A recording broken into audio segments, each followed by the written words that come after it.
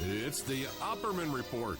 Join digital forensic investigator and PI Ed Opperman for an in-depth discussion of conspiracy theories, strategy of New World Order resistance, high-profile court cases in the news, and interviews with expert guests and authors on these topics and more. It's the Opperman Report. And now, here is investigator Ed Opperman.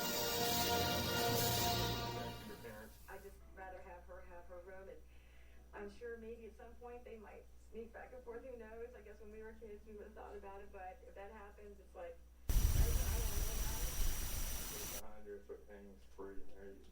it. Okay, welcome to the Opperman Report. I'm your host, private investigator Ed Opperman, and this show is brought to you by emailrevealer.com. In a second, we have coming up St. John Hunt. I'm going to be calling him up live on air and bringing that to you. Doing some stuff on the fly tonight. We had to do two shows, one after another.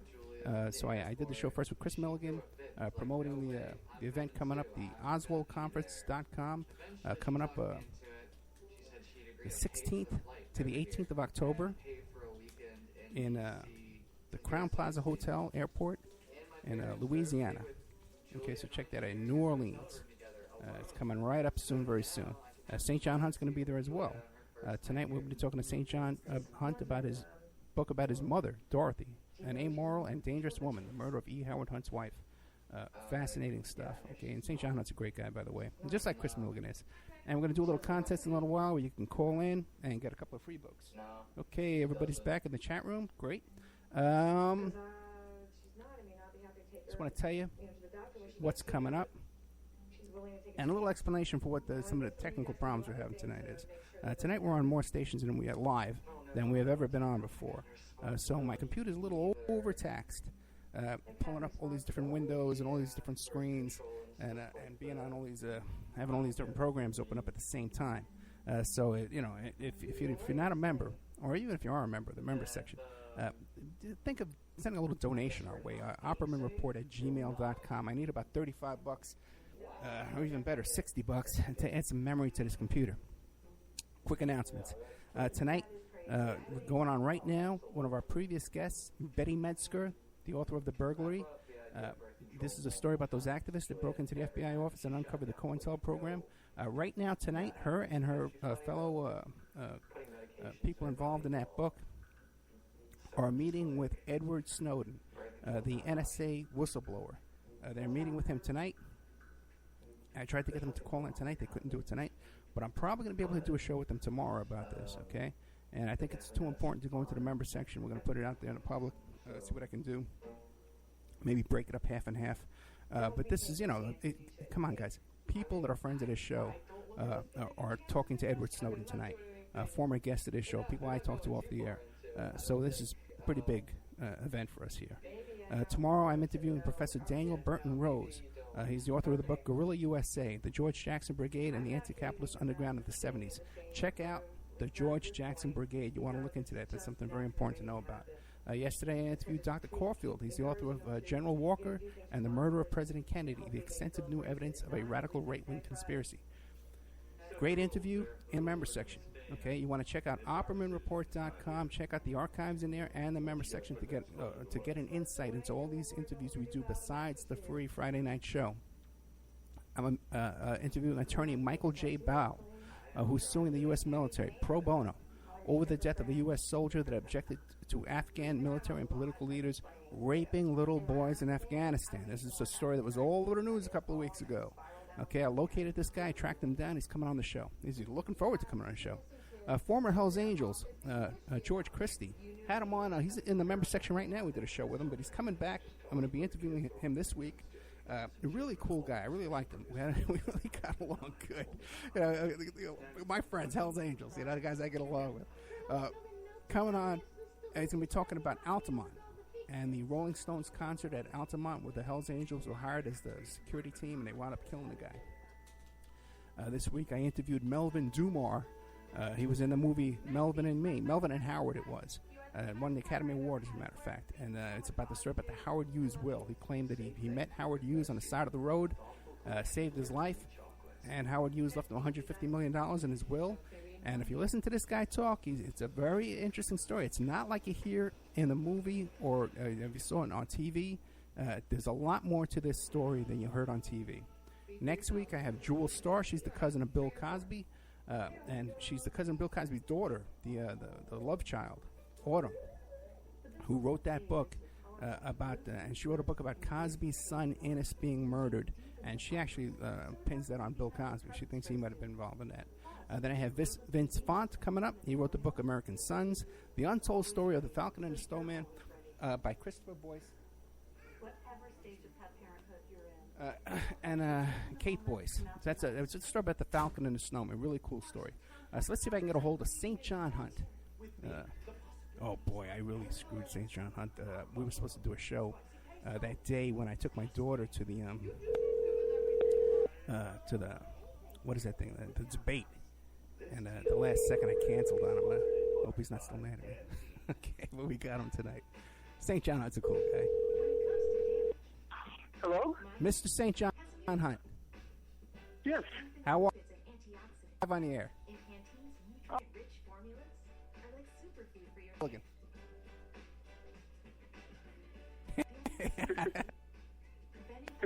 Okay, brother. So we're live on the air. I know we got this event coming up, and you got this new book that just came out. Why don't you give the audience a little bit of an idea of who is St. John Hunt? Who's St. John Hunt? You mean according to federal prosecutors, or? Yeah. I'm just a regular guy, really. But I was born into an extraordinarily interesting family. I guess you could say interesting. And so, without my consent, I was enmeshed in events that had very serious consequences in world history, at least certainly in American political history. Yeah, because your dad was E. Howard Hunt, one of the Watergate burglars. Yeah, my dad was E. Howard Hunt, and he was a 27-year veteran of the Central Intelligence Agency, back when it was, mostly comprised of skull and bones, Yailers type. And he was an OSS prior to the CIA, which was the founding agency. Then he retired, but not really, in 1971, and went to work for President Richard Nixon as part of his in the White House intelligence gathering unit. And they were nicknamed the Plumbers because one of their first missions to carry out was to plug the leaks on the Pentagon Papers. And but Nixon and my dad had known each other for many years before that. Since 1957, I believe, they had a lunch together in Uruguay. He came to know my dad and respect him, fear him actually, as did many. His exploits were somewhat legendary. And then in the later part of my father's life, he decided to let me in on some secrets that he'd been carrying for many, many years. Prior to this, for decades, he'd been accused of being either an assassin of JFK or an organizer or one of the three tramps arrested moments after the fatal headshot behind the grassy knoll in the railroad yard, 3 bombs. And he spent years fighting those allegations and denying it. But then, 3 years before he passed away, his health was declining, and we had some great long talks and walks, and he was really proud of the service he had given his country, even though he felt completely betrayed by President Nixon and the rest of the government. So, he did die somewhat of a bitterness in his heart, but all in all, he kept his chin up and made no apologies. Hey, in the small world department, okay, you talk about how the article with the 3 tramps and stuff like that. Just about 3 weeks ago, I was talking to A.J. Weberman, who pulled all that stuff. Yeah, he says he really likes you, too. He said you're a great guy, Yeah, I like him a lot, too. I know, what a character, right? He doesn't. He's got balls, What's that? He's got balls, honest.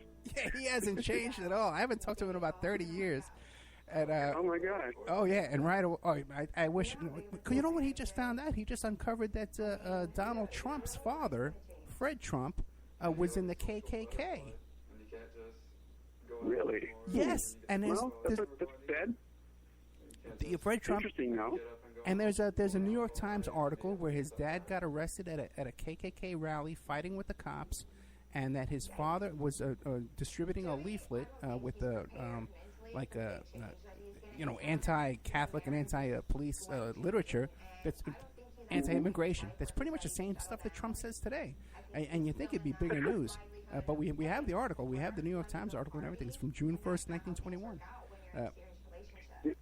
AJ is just an amazing, deep researcher. I mean, that guy just comes up with stuff. Now, wasn't he researching Bob Dylan at one point and picked through his trash many times until he found what he was looking for? I don't know the story on that, but AJ's to me, very well respected journalist and researcher. He was one of the earliest people to put forth the idea that the CIA were responsible, if not totally, and then in a very large part, with the assassination of JFK, and specifically my father, Frank Sturgis, and I don't know if they ever figured out who they thought the third tramp was. Okay, and we'll get this. A wide variety, a large audience that believes that the tramps were, in fact, Hunt and Sturgis. Although, for many years I felt in my gut that one old tramp looked remarkably like my father.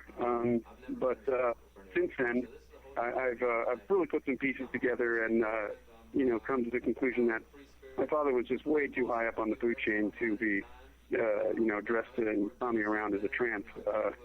But there is one photograph of a gentleman in a full-length, I guess it's a raincoat, London fog type, and a hat just like my father's. His profile looks just like my dad, and it very well could be the mysterious man in the middle of the street. And I don't know if you're familiar with that picture. Yes. You seen that photo? Yes. Yeah. I mean, it's as close as it's going to get. A couple of things before we get off the topic of AJ, which we could talk about all night.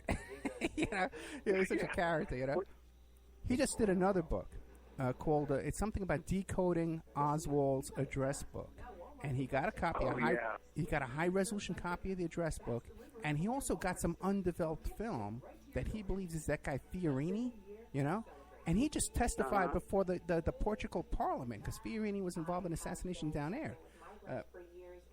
So he says, yes, and he says he decoded the address book, and he found all these different names in there in code.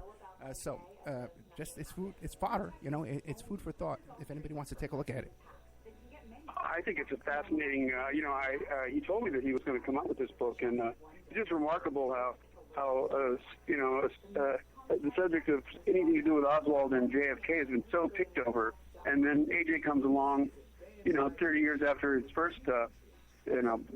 Groundbreaking book and delivers a whopping, new evidence. I mean, that's Oswald's, some of the words are part Russian and English, and it is in code. And, those films were found in Oswald's camera at the Payne residence, apparently. And it is amazing that AJ winds up with it.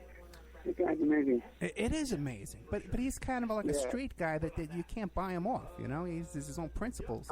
Yeah. Right, that's what I like about him. Whether, even if he's not totally right all the time, he can be anyways, but, he just doesn't want to back down.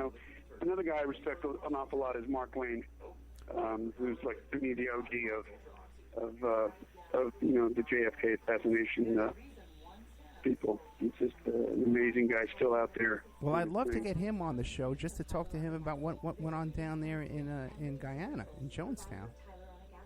Yeah, he's been through a lot of things, that guy. Yeah. He wrote up a very nice quote that I use on my book, and I was very, very pleased and touched that he would take time to do that. We do have a kind of an odd history together. I mean, he went after my dad. They had a war going on for years, and, here I'm his son, and, I end up supporting and, everything that pretty much Mark Lane was accusing my father of doing. Here I come along, and I'm not angry at the guy. I'm actually going, you were really close. Now, I also had on recently Doug Caddy, And here's a guy, fascinating guy, man, and no one